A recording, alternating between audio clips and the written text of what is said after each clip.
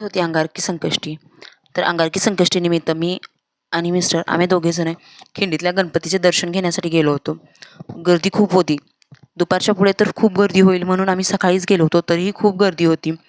गणपतीचं दर्शन वगैरे घेतलं, प्रसाद वगैरे घेतला आणि घरी परत आलो.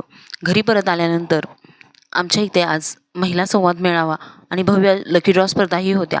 तर त्यासाठी आम्ही सर्वजणी तिथे कार्यक्रमासाठी गेलो. त्यांचं भाषण वगैरे ऐकलं. नंतर घरी आलो. घरी आल्यानंतर रात्रीच्या स्वयंपाकाची तयारीला लागले. कारण की आज अंगारकी संकष्टी असल्यामुळे उकडीचे मोदकही बनवायचे होते. तर सगळं स्वयंपाक वगैरे उरकून घेतला आणि रात्री चंद्राची वाट पाहत बसलो. चंद्र उगवल्यानंतर छान अशी बाप्पाची आरती वगैरे करून घेतली आणि मी चंद्राला ओवाळं म्हणून प्रियललाही ओवाळायचं होतं.